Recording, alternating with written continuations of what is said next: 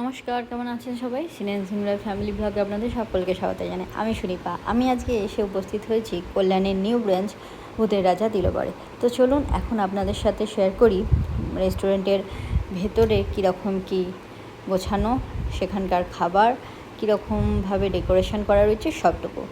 এটা হচ্ছে ভূতের রাজা দিলবর কল্যাণীর নিউ ব্রাঞ্চের ফার্স্ট রুম, যেখানে আপনারা প্রবেশ করার পরই সত্যজিৎ রায়ের এরকম একটা ছবি আপনাদের চোখে পড়বে, যেখানে উনি গল্প লিখছেন। সেই গল্পের পাতা হাওয়ায় উড়ে যাচ্ছে আর তার সাথে এক একটা ক্যারেক্টার কিন্তু তৈরি হচ্ছে। এই অসাধারণ পেন্টিং এই বাঁদিকে দেয়ালে আপনাদের চোখে পড়বে। তারই পাশে দেখবেন আগেকার দিনে রাজা, মন্ত্রী, জমিদার, আগেকার দিনে যখন কারেন্ট ছিল না তখন বড় তালপাতা করে হাওয়া দেওয়া হতো। তারই একটা সুন্দর রূপ এখানে কিন্তু তুলে ধরা হয়েছে। বড় একটা তালপাতার রয়েছে পাখা। এইদিকে গুপি বাঘা, দেশের মূল যার ওপর গল্প, সেই গুপি বাঘার ছবি রয়েছে। তাদের নানা রকম সেই মুভির নানা রকম ছবি এই দেয়ালে পেন্টিং করা রয়েছে। তার সামনের দিকে চলে যাবেন, সেখানে অসাধারণ হাতের কাজ, সুন্দর নকশা, পুরোনো দিনের বাড়ির, আগেকার দিনে যেরকম মানুষের বাড়ি মাটির হতো সেই রকম কিছু ডিজাইন এই দেয়ালে দেখতে পাবেন।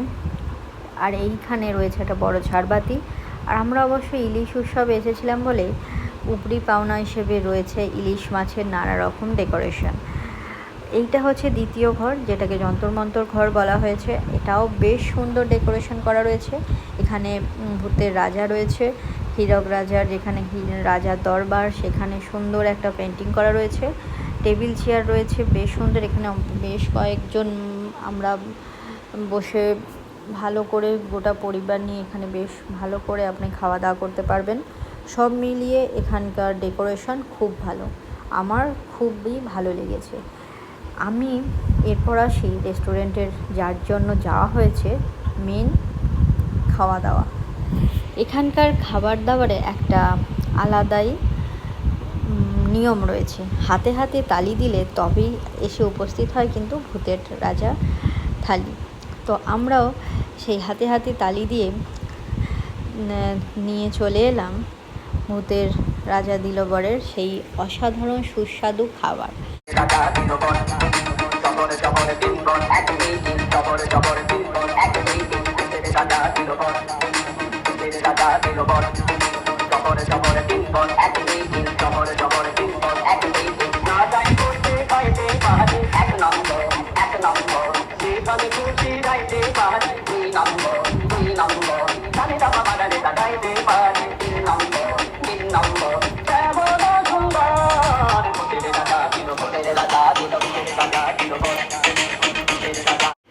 আমরা যেহেতু শ্রাবণ মাসে গেছিলাম সেহেতু আমরা নিয়েছি ভেজ থালি।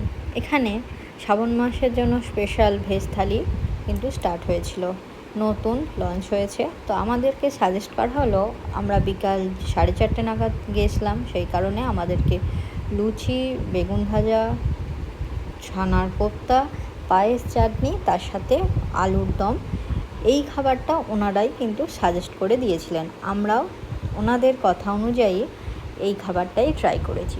সত্যি কথা বলতে ওই সময় এই খাবারটা কিন্তু সত্যি খুবই ভালো লেগেছিল।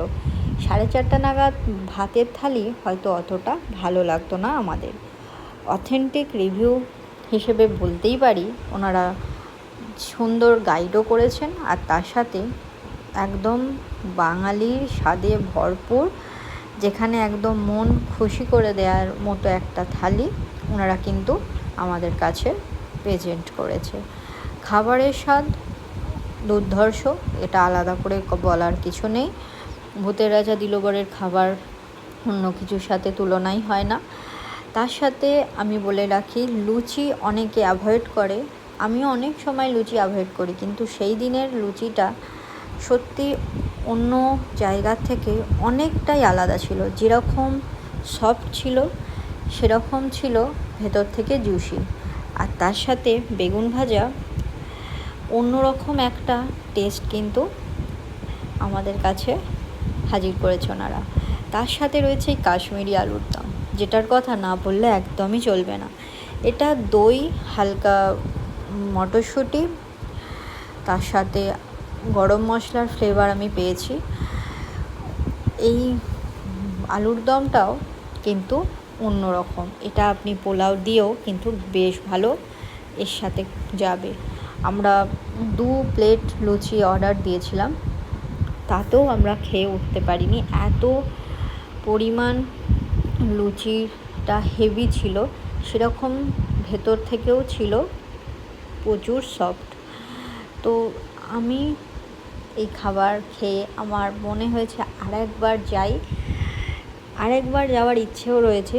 সেই দিন আমি অবশ্যই ননভেজ ট্রাই করব। তো যদি ভিডিওটা ভালো লেগে থাকে তাহলে অবশ্যই লাইক করবেন, কমেন্ট করবেন, সাবস্ক্রাইব করবেন। এটা আমার কোনো প্রমোশনাল ভিডিও না, আমি নিজে গেছিলাম, নিজে খেতে পছন্দ করি, নানা জায়গায় যাই, খাবার খাই এবং সেখানকার রিভিউ আপনাদের সাথে অল্প হলেও শেয়ার করি। এটা আমার একটা হবি বলতে পারেন। আমি এখন নিয়মিত ভ্লগ তো আমার দেয়া হয় না, তো চেষ্টা করি টুকিটাকি ভিডিও করার। যদি কোনো কিছু ভুল ত্রুটি হয়ে থাকে অবশ্যই ক্ষমা করে দেবেন, আর যদি ভালো লেগে থাকে অবশ্যই লাইক করবেন, কমেন্ট করবেন, সাবস্ক্রাইব করবেন।